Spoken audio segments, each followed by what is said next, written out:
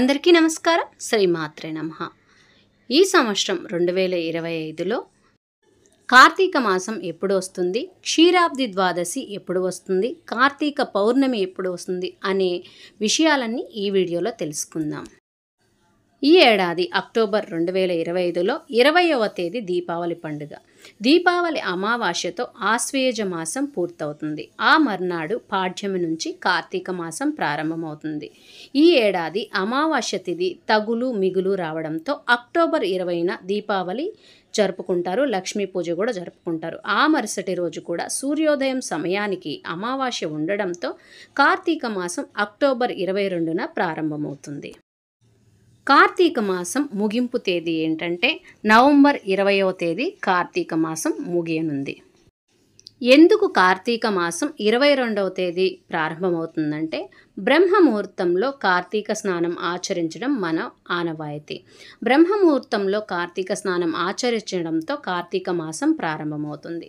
అందుకే సూర్యోదయ సమయానికి ఏ రోజైతే పాడ్యమి తిథి ఉంటుందో ఆ రోజు నుంచి కార్తీక మాసం ప్రారంభమవుతుంది. అందుకే 2025లో అక్టోబర్ 22 బుధవారం నుంచి కార్తీక మాసం మొదలవుతుంది. శివకేశవులకు భేదం లేకుండా ఈ కార్తీక మాసంలో పూజిస్తారు. ఈ సంవత్సరం 2025లో కార్తీక మాసంలో 2వ తేదీ ఏకాదశి వస్తుంది. ఆ రోజు విశేషంగా విష్ణుమూర్తిని పూజిస్తారు. అలాగే కార్తీక పౌర్ణమి ఎప్పుడంటే 5వ తేదీ నవంబర్ బుధవారం రోజు వస్తుంది.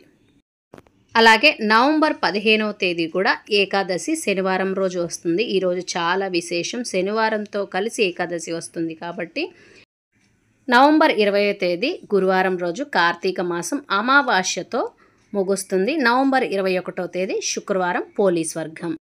ఈ కార్తీక మాసంలో క్షీరాబ్ది ద్వాదశి నవంబర్ 5 బుధవారం నాడు వస్తుంది.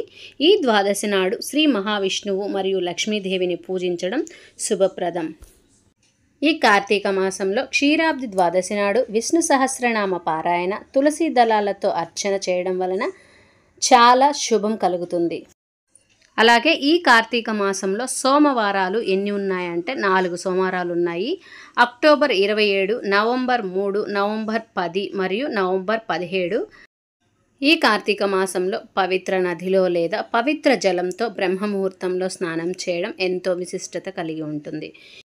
ఈ పవిత్రమైన పుణ్యమాసంలో మహిళలు ఉదయాన్నే నిద్రలేచి స్నానం ఆచరిస్తారు. అనంతరం దీపారాధన చేస్తారు.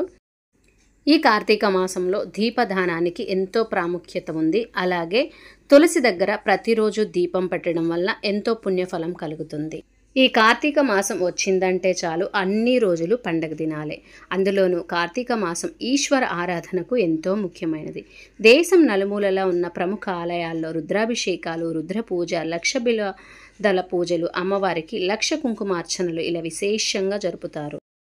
ఈ కార్తీక మాసంలో శివుడు, విష్ణువు ఒకటేనన్న భావంతో శివనామస్మరణతో, విష్ణునామస్మరణతో మునిగి తేలుతారు. పురాణాల కాలం నుంచి కార్తీక మాసంకు ఒక విశేషమైన విశిష్టత సంతరించుకుంది.